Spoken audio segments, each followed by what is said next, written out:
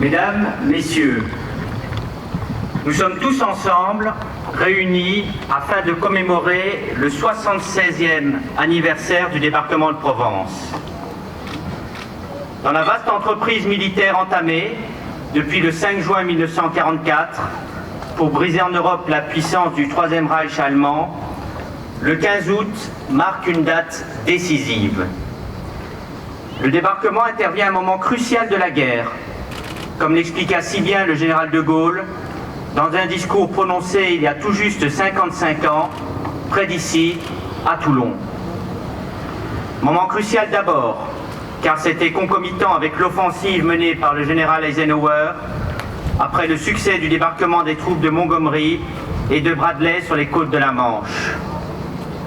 Moment crucial ensuite, car c'était aussi concomitant avec l'échec des contre-offensives germaniques et avec le déclenchement de l'avancée générale vers l'Est, avancée qui n'avait cependant pas encore cette date, rompu définitivement la résistance allemande qui lui était opposée. Moment crucial aussi, car c'était le moment où la résistance, à travers les forces françaises de l'intérieur, empêchait l'arrivée de 8 divisions, dont 3 divisions de Panzer, de se porter en Normandie, en coupant partout les communications, en bouleversant les arrières et l'intendance de l'ennemi, et en épuisant progressivement, mais constamment, ses dernières ressources. Moment crucial également, car c'était le moment où à Paris, fortement tenu par l'occupant et menacé de destruction, l'insurrection nationale guettait patiemment un signal pour apparaître au grand jour, pour sortir de l'ombre et se préparer au rendez-vous de l'histoire. Moment crucial enfin, car c'était le moment où en Italie, l'ennemi, malgré les lourdes défaites de Rome et de Naples, arrivait à se rétablir dans les Alpes, tandis qu'en Russie, il luttait encore avec acharnement contre l'avancée des troupes soviétiques. C'est dans ces circonstances de guerre totale que le débarquement de Provence, troisième débarquement après celui de Sicile et de Normandie, était donc une opération nouvelle, essentielle, déterminante, qui a permis d'éviter l'enlisement et d'établir définitivement un rapport de force favorable pour la France et ses alliés.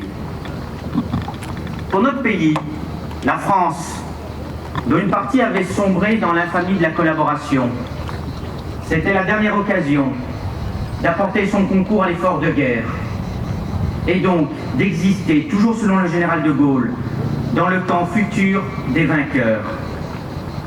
Et cette fois, il faut le dire, la France aurait été présente. Les libérateurs de Provence étaient majoritairement français.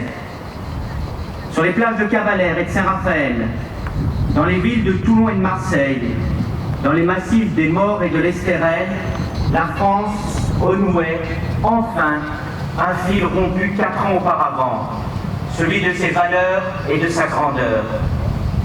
Pour la première fois depuis le début de la guerre, intervient une véritable armée française, sous les ordres du général Jean Delattre de Tassigny. Ce n'étaient plus des groupes épars ou des détachements isolés qui se levèrent. C'était une armée nationale, une armée reconstituée, une belle armée française selon les mots du général Delattre de Tassigny, dans toutes ses composantes, terrestres, maritimes et aériennes. Forte de 260 000 hommes, cette armée qui a débarqué sur nos plages était constituée de volontaires de la France libre, d'anciens soldats de l'armée d'armistice qui étaient jusqu'alors aux ordres de Vichy, de conscrits d'Afrique du Nord, de pieds noirs et de musulmans à parts égales. Pendant que les anglo-saxons s'engouffreront très rapidement dans la vallée du Rhône, c'est cette armée qui va conduire l'assaut contre Toulon et Marseille. Dès le 22 août, les 2 corps d'armée françaises faisaient capituler la garnison allemande de Toulon. Le 23, ce sera la capitulation de celle de Marseille. Le 3 septembre, Lyon était entre nos mains. Le 12 septembre, Américains et Français se rejoignaient au bord de l'Alsace et se soudaient avec les forces alliées et la division Leclerc qui, victorieuse en Normandie et à Paris, en Champagne et en Lorraine, arrivait aux portes du Reich. Les forces françaises de l'intérieur redoublaient d'efforts et rejoignaient aussi la première armée. Au total, en 4 mois, seulement 4 mois, des dizaines de milliers d'Allemands sont tués, 420 000 prisonniers seront faits, dont les 2 tiers aux mains des forces françaises. Tout ceci avant la rudesse de l'hiver et l'offensive finale vers Berlin. La France était presque libérée. En participant à sa propre libération, à la victoire, la France redevenait la France. Après la débâcle, l'occupation et la collaboration, après l'humiliation, l'assujettissement et la honte, la France retrouvait l'éclat de ses couleurs, celle que De Gaulle porta si haut à Londres, à Brazzaville, puis à Alger. On retrouvait aussi la France qui avait entendu l'appel du 18 juin. On retrouvait la France qui avait entendu l'appel à la résistance. La France s'était aussi réorganisée à travers la formation à Alger du gouvernement provisoire de la République française. Et on retrouvait surtout un sentiment disparu, celui de l'enthousiasme de nombreux Français, de toute origine, colons d'Afrique, contingents d'Afrique, jeunes maquisards, troupes d'outre-mer. Et c'est cette véritable armée nationale, composée de la diversité française, qui s'est imposée. Ce débarquement marque donc une période de fierté retrouvée. Ceci, nous le devons à des hommes qui ont mis de côté leurs peurs et leurs angoisses pour aider à la reconquête de notre pays occupé. Des hommes qui ont parfois signé à tout jamais de leur sang ces lieux. Des hommes qui ont porté toujours haut dans leur cœur la ferveur pour un drapeau, qu'il soit français, anglais ou américain, un drapeau toujours symbole de la liberté. Hier soir, à Antéor, je rappelais qu'en tant qu'élu de la République, il était de mon devoir de faire en sorte que jamais l'histoire soit méconnue, que ces événements restent à jamais inscrits dans notre mémoire collective. Il est en effet de notre devoir de s'interroger comment tout un peuple, l'Allemagne, si cultivée, ait pu sombrer de cette manière dans la haine de l'autre, la négation de l'humain et de toute l'humanité. Si la réconciliation avec l'Allemagne est une des plus grandes réussites de l'après-guerre, il est aussi de notre devoir de rappeler que les sentiments de haine ne se sont jamais éteints et qu'ils s'expriment toujours et partout dans le monde sous de nouveaux avatars. Ce combat aujourd'hui prend d'autres formes qu'il y a 76 ans, mais c'est toujours le même ennemi qu'il convient de terrasser. Qui est cet ennemi? C'est le fanatisme, c'est l'intolérance, c'est la barbarie. En terre d'Occident, New York, Londres, Madrid, Bruxelles, Paris, Nice, nous devons faire face à l'obscurantisme à travers des attentats terroristes. Au Moyen-Orient, en Irak ou en Syrie, ce sont les valeurs les plus fondamentales qui sont bafouées par des groupes d'assassins qui se réclament faussement de l'islam pour piller, voler, violer, détruire, persécuter ou anéantir. En Afrique de l'Ouest ou au Maghreb, au Mali, au Niger, au Nigeria, au Cameroun, les descendants de nos frères de l'armée d'Afrique font face également à de multiples groupes terroristes qui s'appellent AQMI, Al-Qaïda ou encore Boko Haram, qui enlèvent des jeunes hommes, des jeunes filles, des enfants pour les enrôler et les asservir. En ce moment de souvenir et par respect pour ceux qui ont tout sacrifié, ici, à nos pieds, il nous appartient à notre tour d'être courageux, de nous engager sans défaillir dans ce combat contre les intégrismes.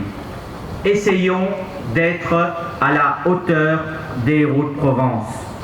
Il n'y a pas dans ce combat de demi-mesure, car nous sommes, comme ils nous l'ont montré, c'est leur exemple, c'est un combat pour le bien contre le ténèbre. C'est pour ce combat, celui de la défense des valeurs héritées des Lumières, que ces jeunes hommes, épris de liberté, ont traversé la Méditerranée, abandonné les leurs, laissé leurs familles, leurs proches, leurs amis, surtout les risquer leur vie. C'était parce qu'ils savaient que la cause était belle, que la cause était grande, que la cause était juste, que malgré tous ces risques, ils ont accepté de mener ce combat. C'est parce qu'ils savaient que la cause était grande, elle était belle, elle était juste, que nous voyons encore dans les yeux des rescapés cette fierté et cette flamme quand ils arborent fièrement leur uniforme et leur décoration. C'est parce que toujours ils savaient que cette cause était belle, était grande, était juste, que nous ressentons encore de l'émotion lorsque les derniers survivants évoquent le souvenir de leurs compagnons tombés au combat sur notre terre de France. En cette période où il est de bon ton de se complaire dans une tragédie française, essayons simplement de nous montrer à la hauteur de ces hommes. Soyons fiers de ce que nous sommes, soyons fiers de notre pays, soyons fiers de notre histoire, soyons tout simplement fiers d'être Français comme ceux que nous honorons aujourd'hui l'ont été. C'est le plus bel hommage que nous pourrons rendre aujourd'hui à ces hommes. C'est un engagement que nous leur devons. C'est le testament qu'ils nous laissent et l'héritage qu'il nous faut faire fructifier au nom de la République, au nom de la France. Et c'est dans ce même élan du cœur que nous pouvons leur dire merci, vive la République et vive la France.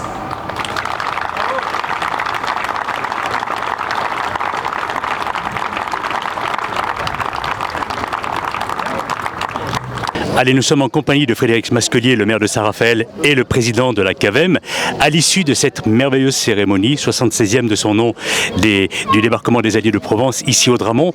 Alors, dans votre discours, monsieur le maire, vous avez dit « Soyons fiers du 15 août ». Pourquoi ? Tout d'abord, d'un point de vue militaire, ça a été une très grande victoire puisque tous les objectifs ont été dépassés. La ville de Lyon a été prise en 3 semaines et ça a permis d'ouvrir un nouveau front face aux forces allemandes qui demeuraient quand même organisées malgré le débarquement de Normandie. Et puis, d'un point de vue politique, c'est la France qui réémergeait, la France du général de Gaulle. 2 tiers des soldats étaient des soldats français de toute origine et dans leur diversité. Et donc c'était la recomposition d'une armée nationale, d'une belle armée nationale, comme le disait le général de Lattre de Tassigny. C'est très important pour les jeunes, ça. C'est très important, d'autant plus que si le nazisme a disparu, que le nazisme ne reviendra sans doute pas sous la forme telle qu'il existait dans les années 30 et 40, ce qui faisait son fondement, c'est-à-dire la haine de l'autre, existe toujours. Et je crois que l'enseignement de l'histoire est absolument primordial pour les plus jeunes générations pour voir où cette haine peut mener. Il y a eu un énorme comment dirais-je, débarquement ici précisément. Sur la plage du Dramont, mais également à Antéor ou encore sur la plage du Veillat ou à Fréjus. C'était l'est du débarquement. Donc le débarquement avait été évidemment précédé de tirs d'artillerie et de bombardements intensifs par l'armée aérienne. Alors ces commémorations ont démarré hier, elles vont se poursuivre tout au long de cette journée. Pour en dire un petit peu le programme ? Eh bien, vous avez notamment la 36e division du Texas qui est une association fidèle, très engagée, avec des manifestations, des défilés, avec ce qu'on peut faire évidemment dans le cadre des restrictions que nous avons avec le Covid. Et puis cette exposition dès ce matin, ça permet également de rencontrer des soldats en uniforme, de voir de très beaux véhicules et puis de peut-être aussi mieux comprendre ce qu'était le quotidien de ce conflit. Frédéric Masquelier, maire de Saint-Raphaël, merci. Je vous remercie aussi. Au revoir, à bientôt. Alors nous sommes précisément en compagnie des parachutistes qui ont sauté juste avant l'allocution de monsieur le maire ici au Dramont. Alors, tu vas me les présenter un à un. Allez. Alors, Jean-Yves Bouillot. Jean-Yves Bouillot, alors il a combien de sauts à son actif ? J'ai environ 6500 sauts et je fais de la compétition depuis quelques années, on va dire une quarantaine d'années. Et je reviens justement la semaine dernière du championnat de France à Laval. Yves Morand. Et bonjour. Yves Momo. De quel endroit ? De la région toulonnaise et sautant au Luc au Canet des Morts, moniteur au club du Canet des Morts. Et depuis quelques années également ? Depuis 25-30 ans, et on a la particularité de faire du parachute tandem. On emporte des gens pour faire des baptêmes en saut en parachute également. À partir de quel âge ? 15 ans minimum, voilà. Donc, avis téléspectateurs, hein, prenez bien note. Un numéro de téléphone? Bien évidemment, un numéro de téléphone. Sur le club de Fréjus, vous trouverez les coordonnées 06 22 21 89 34. Merci. Merci à vous. Alors le troisième, c'est facile à retenir son nom, hein. C'est Monsieur Bienvenu. Hein. Voilà, moi je l'ai retenu tout de suite celui-là, mais son prénom. Bonjour. Gilles, bonjour Gilles. Voilà, moi je suis le petit jeune en formation de... Ça se voit. Merci beaucoup. Alors combien de sauts à votre actif, Gilles? Je suis celui qui a le moins de sauts, 2000 sauts. Voilà. Et puis bon, je participe à toutes les festivités du club et tous les week-ends, dès que je peux, je les rejoins au club, au paraclub du Luc pour se faire plaisir, quoi. C'est ça l'important. Et notre quatrième. Sébastien Brochon. Bonjour Sébastien. Bonjour, c'est un plaisir. Alors, Plaisir de sauter sur cette esplanade. Alors comment on peut arriver vraiment à tomber pile poil là où on désire le faire? Enfin moi j'ai aucun... C'est le hasard. Moi c'est le hasard, je suis le troisième qui suit le deuxième. Tout l'avantage vient au premier en fait, c'est le premier qui déroule la chaussette et bon, on arrive en toute sécurité. Tout est quand même... Évidemment, tout est bien calculé, je le sais bien tout ça. Hein. Donc au Luc également? Exactement, depuis 28 ans. En tout cas, messieurs, vous nous avez régalé et régalez-vous encore le plus longtemps possible. C'était un grand plaisir. Merci. Allez, Stirel TV est en compagnie de Marc Botti, le président de l'Amsel Fréjus Parachutisme, qui a organisé merveilleusement bien cette très belle manifestation ici au Dramont pour le 76e anniversaire du débarquement des Alliés de Provence. Alors, tout d'abord, bonjour Marc.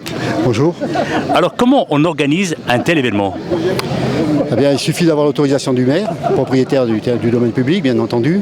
Et ensuite, on adresse un dossier à la Direction Générale de l'Aviation Civile à Nice, qui, elle, se charge de rédiger un notam. Et évidemment, après, on adresse ce dossier à Jeunesse et Sport pour l'assurance. Jeunesse et Sport, Fédération Française de Parachutisme. Alors, 4 parachutistes nous ont régalé, juste avant effectivement la location de Monsieur le maire. C'est un travail énorme, j'imagine, quand on est parachutiste, pour arriver à ce type de résultat, c'est-à-dire arriver au point nommé. Ah, tout à fait, oui, c'est des années d'entraînement, des années de compétition. Sinon, on n'y arrive pas, bien entendu. Hein. C'est indiscutable, là. Il faut s'entraîner, sauter. Dès qu'on peut sauter, on profite pour sauter. Alors j'imagine que vous l'êtes, vous, parachutiste? Bien entendu, bien sûr. Depuis combien d'années? Oh là, je suis parachutiste depuis 1964. Et donc depuis combien de temps, alors président de l'Amsel Fréjus Parachutisme? En fait, ça s'est fait en plusieurs étapes puisque j'étais militaire, donc j'ai été président de 78 à 86. Ensuite, mon métier m'a appelé à d'autres fonctions et ailleurs. J'ai toujours été licencié à Amsel Fréjus depuis 1976. La section parachutiste a été créée en 1975 par M. Bertrand, qui est là d'ailleurs. Et depuis, je suis toujours licencié à Fréjus et j'ai toujours des fonctions au sein du bureau directeur. Et j'ai repris la présidence suite au départ d'un de nos anciens qui a estimé qu'il fallait qu'il arrête de gérer tout ça, quoi, parce que c'est pas simple. Il y a entraînement au Luc, il y a beaucoup de choses à s'occuper.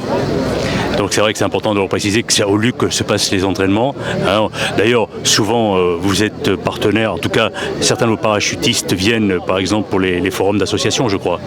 Oui, c'est eux qui vont ressauter d'ailleurs, le 6 septembre, à l'occasion du forum des associations. Allez, nous sommes en compagnie de Williams, qui est administrateur dans la marine américaine. À l'issue, effectivement, de cette très belle cérémonie du 76e anniversaire du débarquement des Alliés de Provence. Alors, est-ce la première fois que vous venez en France, Williams? Non, actuellement, j'habite à Paris maintenant. Je travaille avec l'ambassade des États-Unis à ce moment.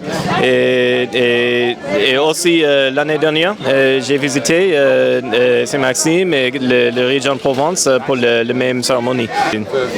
J'aime la France, j'aime la région de Provence, c'est très belle et très magnifique. Et les gens sont très, désolé, je ne sais pas le mot, très génial. Oui. Nous sommes en compagnie de Ronald, attaché de Marine, c'est bien cela? Oui, attaché du corps des Marines, oui. Vous en avez des médailles là, hein? J'aime le militaire, oui. Je suis très contente pour aller ici en France. C'est la première fois? Oui, je suis en France depuis un an. J'habite à Paris, à l'ambassade aux États-Unis.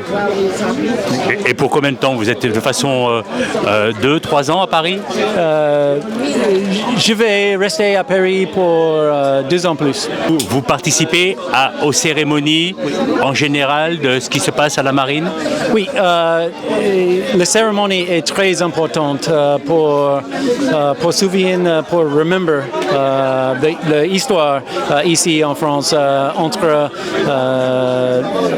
Amérique, les États-Unis et France. Oui. La date du 15 août est une date où nous sommes fiers des Américains. Nous, Français. C'est une bonne équipe. Le Français et l'Amérique, c'est une bonne équipe. Oui. Nous sommes toujours au Dramont, en compagnie de Jacques Blanvillain, qui est porte-drapeau de la SMLH. C'est quoi précisément, Jacques? C'est la section des médaillés de la Légion d'honneur du secteur Fréjus-Saint-Raphaël. Et donc parce qu'il y a les médaillés de la Légion d'honneur, qui sont simplement médaillés et puis ça s'arrête là. Et ensuite, il y a ceux qui s'investissent dans du social et donc ils adhèrent à la SMLH. Alors c'est une cérémonie magnifique qu'on a vécue tout à l'heure, bien sûr, mais un peu différente de d'habitude quand même avec ce Covid. Bah écoutez, c'est peut-être différent à cause du problème du masque pour les uns et pour les autres. Maintenant, heureusement que pour les porte-drapeaux, on nous a laissé sans masque, parce qu'avec la chaleur qu'il fait et que le soleil, je pense que c'était quand même nécessaire. On a déjà eu tout à l'heure un porte-drapeau qui est tombé dans les pommes. Donc il faut penser à nous, parce qu'on est en plein soleil et on ne bouge pas et c'est assez difficile. En tout cas, vous êtes toujours aussi actif, on voit dans pas mal d'associations sur toute la communauté d'agglomération ici. Bravo Jacques, la prochaine manifestation pour vous c'est quand? Peut-être l'élection de Miss Saint-Raphaël.